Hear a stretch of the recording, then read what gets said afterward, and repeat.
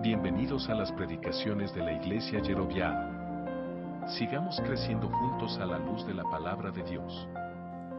Y en esta mañana quiero concentrarme en uno de los pasajes más maravillosos que hablan acerca de ese amor. Oseas capítulo 11. Oseas está en la Biblia. Les doy una ayuda después de Génesis y antes de Mateo. ¿Sabían que Daniel es lo mismo que Joel, verdad? Esto es para los habla hispano. Daniel es igual que Joel, porque dice Daniel, Oseas, Joel. Ok, ya les di buena idea, ¿verdad? Ok, ¿ya están? ¿Lo descubrieron? No lo encontraron, lo descubrieron, ¿verdad? Pueden que algunas páginas estén bien pegadas. Oseas significa salvación. Es el mismo nombre de Josué, que es el equivalente a Jesús. Oseas profetizaba en el reino del norte, o sea que en Israel. Su ministerio duró 50 años aproximadamente. En Judá hubo 4 reyes buenos, pero en Israel, en el reino del norte, no hubo ni un solo rey bueno. Ahí es donde Dios manda a Oseas a profetizar. Todos ellos en Israel se habían entregado a la idolatría. Jeroboam, que era el rey en ese tiempo, había iniciado este mal camino al levantar un becerro de oro para adorarlo. Y así es como todo el pueblo de Israel, el reino del norte, se fue tras la idolatría. Oseas era original del norte, procedente del campo. Era de una clase rural, agrícola.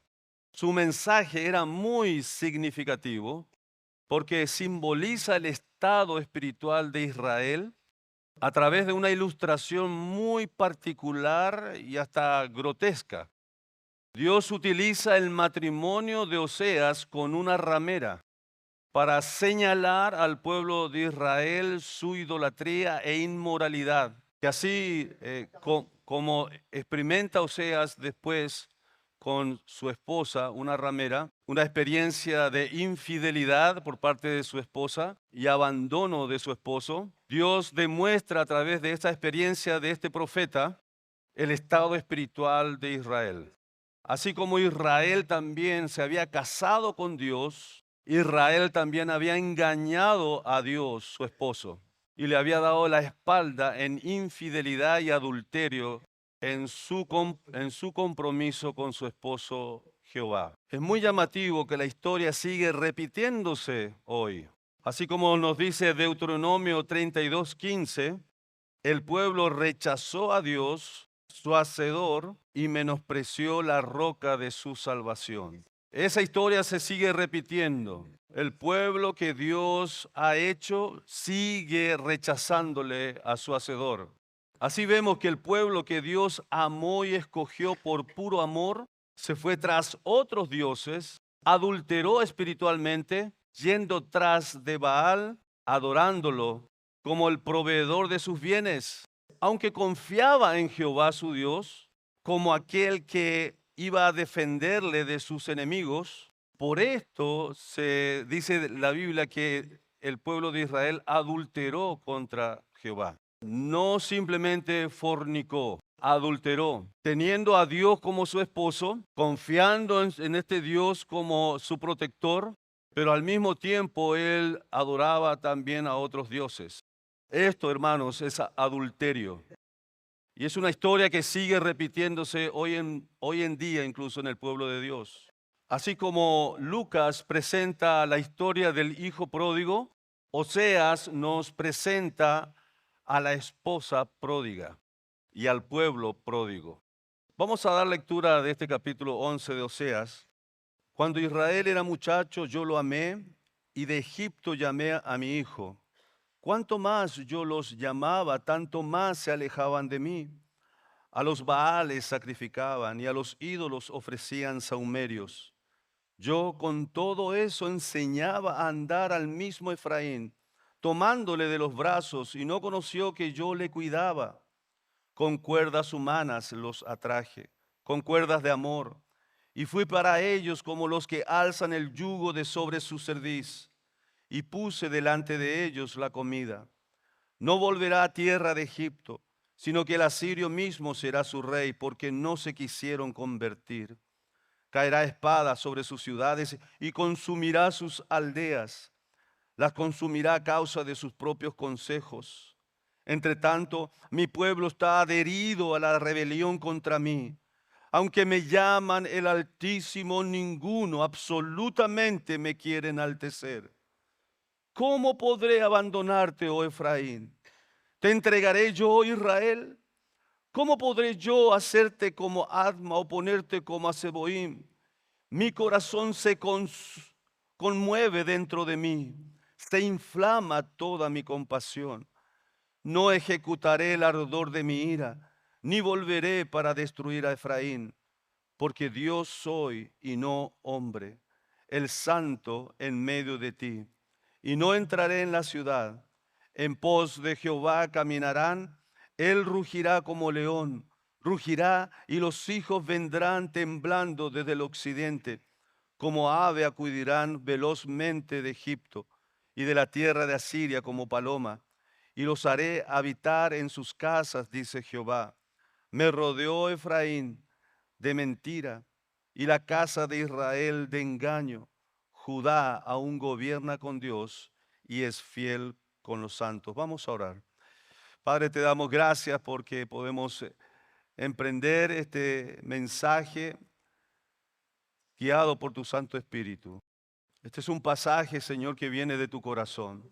Ayúdanos, Señor, a interpretarlo y a recibirlo de manera que pueda impactar y conmover nuestro ser, porque es una expresión que viene de tu propio corazón, queriendo hablarnos a nosotros, como aquel Dios creador que ama a sus criaturas y que anhela con todo su ser que nos convirtamos y volvamos a ti. Oramos, Señor, que nos hables, toca nuestros corazones y ayúdanos, Señor, a volver a ti. Quebrántanos y que nuestras vidas, Señor, sean para honra y gloria de tu nombre. En el nombre de Jesús. Amén. Este capítulo es único en el Antiguo Testamento porque nos da la más hermosa descripción del amor de Dios. Ustedes pueden remarcar ahí las descripciones que habla acerca de cómo Dios ama a su pueblo. Y es impresionante las expresiones que utiliza Dios. Es una declaración muy profunda de amor. Y si quieres llamarlo el pasaje más romántico del Antiguo Testamento, puedes hacerlo. Donde Dios está declarándote su amor intenso y profundo. Y quiero dividir este pasaje en tres manifestaciones del amor de Dios. El primero, un amor incomprendido. A pesar de dos grandiosas verdades, y quiero remarcar estas dos verdades, es un amor incomprendido por parte del pueblo de Dios. Y la primera verdad es esta: antes de ser llamado, Israel fue amado. Antes de ser llamado, Israel fue amado. Y esta es una verdad que debería ensanchar nuestros corazones, porque cambia totalmente nuestra perspectiva. Cuando Israel era un muchacho, lo amé, dice la Escritura. Y de Egipto llamé a mi hijo. El que pone en marcha toda la historia de Dios con Israel es una historia de amor, así como la historia que Dios ha escrito para ti, para tu propia vida. En el momento en que naciste, Dios ya tenía la historia para tu vida. Y antes que Él te llamara, Él te amó. Dios aún sigue ese mismo patrón de acción hoy. Antes de llamarte, Dios te ha amado, porque de tal manera amó Dios al mundo, para que todo aquel que en Él cree no se pierda, mas tenga vida eterna. Mas Dios muestra su amor para con nosotros, en que siendo aún pecadores, Cristo murió por nosotros. Dime si esto no es una verdad conmovedora. Él no espera una respuesta tuya para amarte después. Él no depende de nuestras acciones y respuesta para amarnos, porque Él es Dios y no hombre. Nosotros sí esperamos una manifestación para amar. Nosotros necesitamos respuesta para determinar si le vamos a amar o no a alguien. Pero Dios no hace eso. Dios te ama antes, porque Él es amor. Él es tu creador. Él no necesita que lo impresiones. No necesita Él impresión de sus criaturas. Él te ama, seas como seas. No acepta nuestros pecados. no aprueba nuestros pecados, pero Él hará todo lo que esté a su alcance para acercarte a Él y transformarte. Por eso el título de este mensaje es una historia de amor transformadora. ¿Puedes entender este patrón? No, no es posible que lo entiendas. No podemos entender este patrón de acción de Dios porque estamos acostumbrados a otro patrón. Y eso es el problema muchas veces en cuanto a nuestra perspectiva de Dios. Porque nosotros mismos nos juzgamos a nosotros mismos por nuestras acciones y determinamos en ocasiones por nuestras acciones malas de que Dios nos ha desechado, pero Dios no actúa así. Dios sigue amándote. Hay cosas que cambiar, hay cosas que transformar. Seguimos en proceso, pero Dios está ejecutando ese proceso. Pero en ese proceso Dios te sigue amando. Y fíjense lo que dicen los primeros versículos. Dios tomó a Israel, a Efraín, como a un niño, lo tomó de los brazos y lo hizo andar y caminar. Lo soltó al momento para que experimentara caídas. Luego lo recogía y lo seguía andando hasta que fuera creciendo y madurando. Antes de ser llamado Israel fue amado. Por eso el apóstol Juan dice, nosotros le amamos porque Él nos amó primero. Porque Dios sabe que ese es nuestro patrón, ese es nuestro patrón de acción. Necesitamos ver que alguien nos ama para amarlo. Eso fue lo que Dios hizo, para prender tu atención, para atrapar tu corazón. Él no esperó una respuesta tuya, Él dio el paso, Él entregó su vida. Él dijo, Padre, perdónalos porque no saben lo que hacen. Él manifestó su amor para que nosotros luego, después, le amemos a Él. Nosotros sí necesitamos ser convencidos de que alguien se merece mi amor, nuestra aprobación. Dios no hace esto. Y aleluya, gloria a Dios por esta tremenda verdad. Eso le hace a Él maravilloso, hermano. Con solo esa verdad, tu corazón tiene que estar completamente conquistado por Él. Un amor incomprendido. Pero también hay otra verdad, que hay un proceso de liberación extraordinario. Dios amó a Israel, luego liberó a Israel de la esclavitud y luego lo adoptó como su hijo. Y en los primeros versículos cuando dice, cuando Israel era muchacho yo lo amé y de Egipto llamé a mi hijo. Aunque esto es una profecía de lo que sucedió con Jesús cuando era bebé y se cumple cuando los padres lo llevaron a Egipto para protegerlo de Herodes. Y Dios llama a su hijo de Egipto para volver, pero en este contexto no está hablando de Jesús, aunque es una profecía. En este pasaje, en este contexto, está refiriéndose al pueblo de Israel. A él se está refiriendo. En Éxodo capítulo 4, versículo 22, habla acerca de Israel como el hijo primogénito de Dios. Y esta misma expresión también se aplica en el Señor Jesucristo. El pueblo de Israel, a diferencia de las otras naciones, está en otro nivel en su relación con Dios. Fue formado para dar testimonio del verdadero Dios a las naciones y ser de bendición a todas las familias de la tierra. Pero fíjense, también Dios ha hecho eso con nosotros, la iglesia. Nos amó, nos liberó de la esclavitud del pecado y nos adoptó como sus hijos. Es el mismo proceso. Nosotros somos un pueblo adquirido por Dios, al igual que lo fue Israel. Somos parte de toda esta obra de Dios. Y hoy Dios también nos llama a nosotros a ser de bendición a todas las naciones de la tierra. En Romanos capítulo 5, versículo 8, Dios muestra su amor en que siendo aún pecadores, Cristo murió por nosotros. En Juan 8, 34, así que si el Hijo os libertare, seréis verdaderamente libres. Nos liberó. Y dice después Juan 1, 12, que nosotros creímos en su nombre y Él nos dio el derecho de ser llamados hijos de Dios, a fin de que recibiésemos la adopción de hijos, un proceso de liberación extraordinario. Entonces, teniendo en cuenta estas dos verdades, decimos que el amor de Dios es un amor incomprensivo, incomprendido por su propio pueblo. Pero finalmente vemos una triste realidad. Hay una respuesta por parte del pueblo que es lamentable. Versículo 3 dice que el pueblo no conoció que Dios los cuidaba. Fíjense, Isaías capítulo 1, versículos 2 y 3, dice lo mismo que en este contexto. El pueblo que yo crié y cuidé se han rebelado contra mí. Hasta un buey conoce a su dueño y un burro reconoce el cuidado de su amo. Pero Israel no conoce a su amo. Mi pueblo no conoce mis cuidados a su favor. Estamos rodeados de bendiciones de Dios. Y ni siquiera pasas 15 minutos orando, alabando a Dios. Es posible que pases días sin siquiera dar gracias a Dios. Y vives quejándote y acumulando amargura porque no tienes lo que quieres. Sin embargo, según las estadísticas, eres considerado una de las personas más ricas de este mundo. Si tienes una casa, tienes un auto, si tienes una ducha caliente, si tienes 3 o 4 comidas en el día, si tienes ropa que vestir, si tienes para pagar cuentas, en este mundo eres considerado una persona rica, pero sigues quejándote y acumulando amargura. Esto es una repetición de ese patrón de conducta que tuvo Israel. Y hermanos, eso es una respuesta lamentable que le damos a Dios por todo el cuidado que Dios hace a nuestro favor.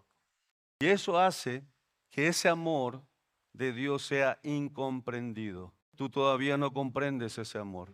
Tú no tienes idea de cuánto Dios está mostrando su amor cada segundo de tu diario vivir. El amor de Dios es un amor incomprendido. Si has experimentado alguna vez un amor incomprendido, algo puedes entender lo que se siente. Dios está experimentando eso cada segundo, cada día. Si nosotros no agradecemos a Dios, no estamos comprendiendo ese amor. Es como cuando tenemos un amor no correspondido. Si alguno de ustedes ha experimentado eso, es algo muy poco de lo que Dios experimenta, porque Dios está amándote cada segundo. O sea, que estamos diciendo que Dios está sufriendo ese amor no correspondido cada segundo. Y aquellos que han experimentado ese amor no correspondido saben a qué me refiero. El dolor que produce es cuando tú estás dando todo tu amor, pero recibes traición. No recibes reconocimiento ni gratitud. ¿Duele esto o no? ¿Duele sí o no? ¿Has experimentado esto? El Señor lo experimenta cada segundo y aún de su propio pueblo. Un amor incomprendido, pero también un amor inmerecido. Escuchamos la voz de Dios continuamente. Y gracias a Dios que estamos en un contexto donde sí podemos escuchar la voz de Dios diariamente. Por lo menos tenemos una Biblia en cada hogar. Tenemos una iglesia donde aprendemos la palabra de Dios. La radio, música cristiana, internet, cursos bíblicos. La voz de Dios está por todos lados y a nuestro alrededor. Pero escuchamos otras voces. Expresiones como la que encontramos en este pasaje. Cuanto más los llamaba, tanto más se alejaban de mí. No se quisieron convertir. Están en mi contra. Ninguno me quiere enaltecer. Demuestran un estado de rebelión directa contra mí. Estas son las expresiones de Dios expresando la respuesta de su pueblo. Y eso hace que ese amor sea inmerecido para nosotros. Aunque Dios los llamó como hijo, también había otra voz que los estaba llamando al contrario.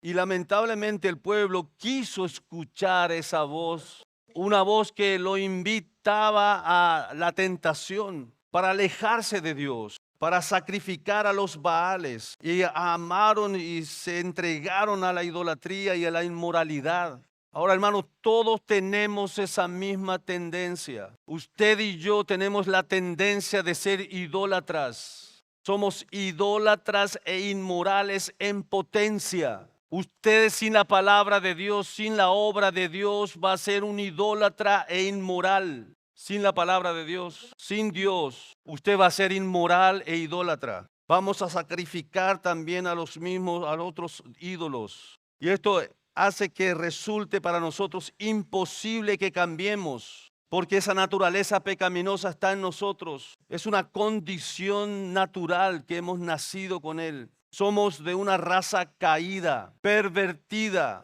No importa cuánto nos esforcemos en cambiar nuestro estado, seguiremos siendo pecadores y pervertidos, inmorales, idólatras. No importa cuánto te esfuerces en colocar una apariencia, una imagen frente a ti, tú y yo seguiremos siendo pecadores, pervertidos, inmorales, idólatras.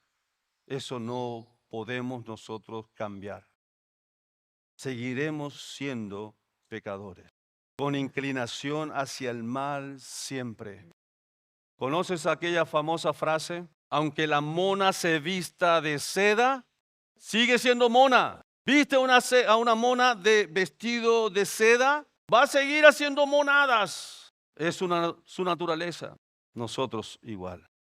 Ponele un vestimento de religiosidad, de compostura elegante, seria, sobria, religiosa, que cumple ciertos reglamentos para agradar a la sociedad, pero sigue siendo la misma naturaleza. Sigue siendo pecador, pecadora. Eso hace que el amor de Dios sea inmerecido para nosotros, porque escuchamos otras voces, porque nos inclinamos hacia el mal continuamente. Eso no va a cambiar hasta que estemos en la gloria con el Señor. Segunda verdad, no podemos llamar la atención a Dios para que nos ame. Simplemente no hay ningún motivo o razón absolutamente nosotros para que Dios nos ame. No hay razón, no hay motivo por el cual Dios tenga que amarnos.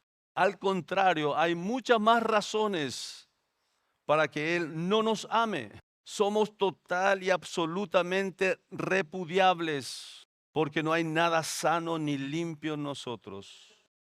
Y esto nos confirma Isaías capítulo 1, versículo 6. Que desde la coronilla hasta la planta del pie no hay nada sano ni limpio. Eso significa que no podemos vestirnos y tapar nuestra fealdad, una fealdad por causa del pecado. Es como la mona que pretende lucirse con un vestido de seda. No podremos impresionar al Señor porque nos ve tal cual como somos, con todos los defectos.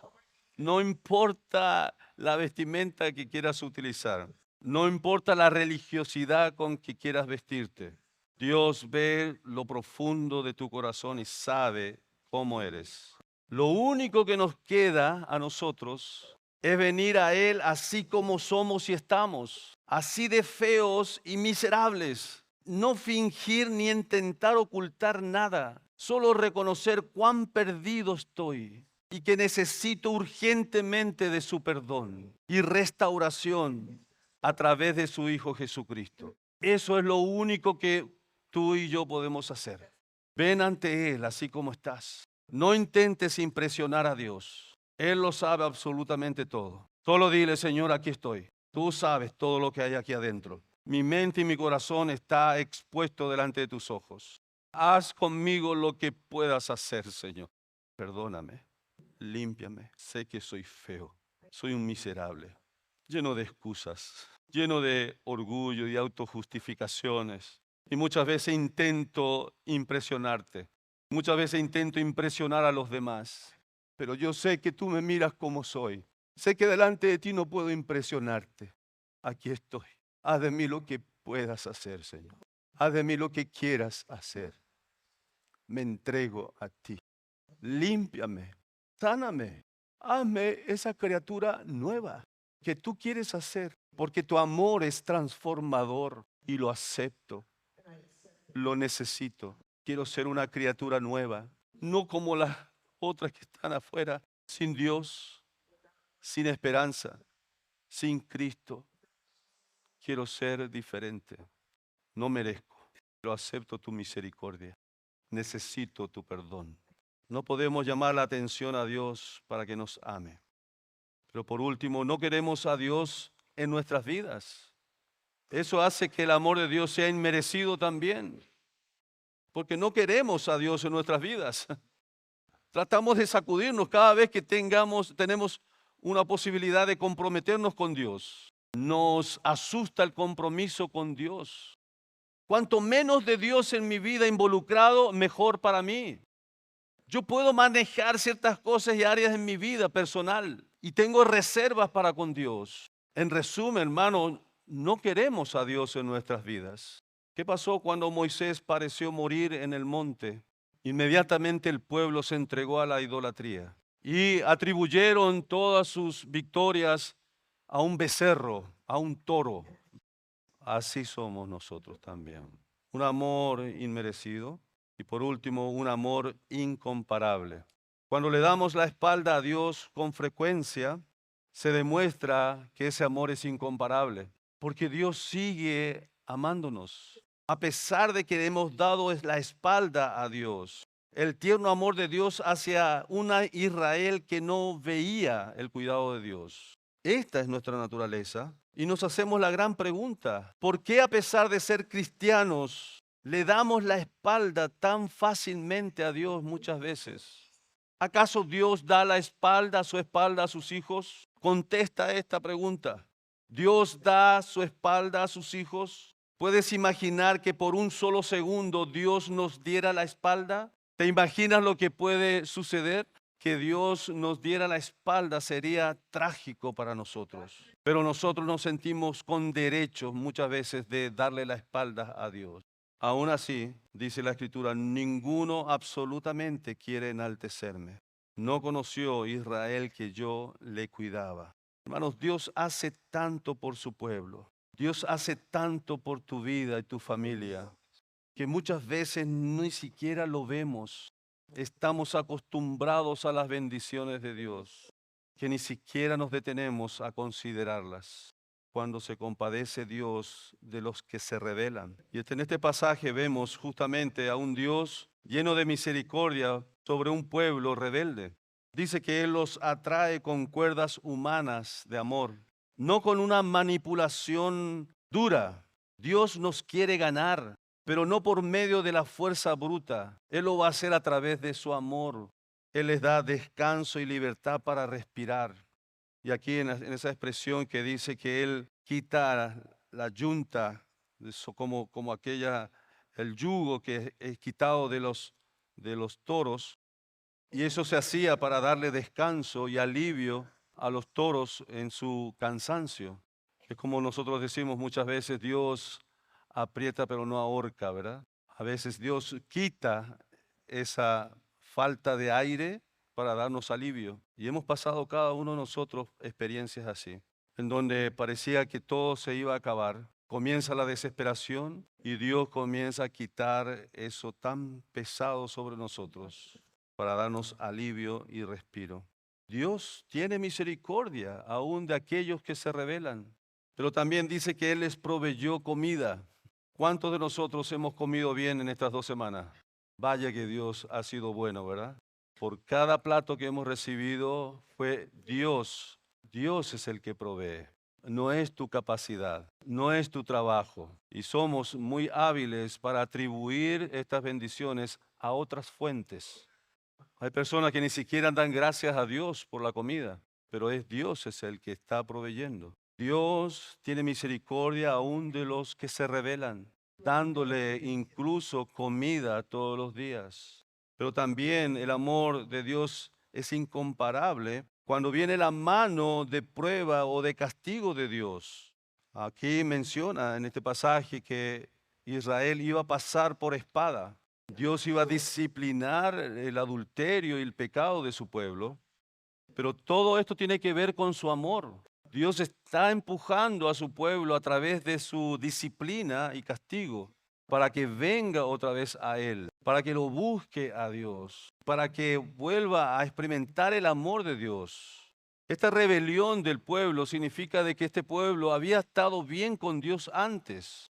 Ese es un rebelde que en un momento estuvo bien y luego se puso en contra. Lo que Dios está intentando es traer otra vez a su pueblo un amor incomparable, cuando Dios muestra también ternura en medio del castigo.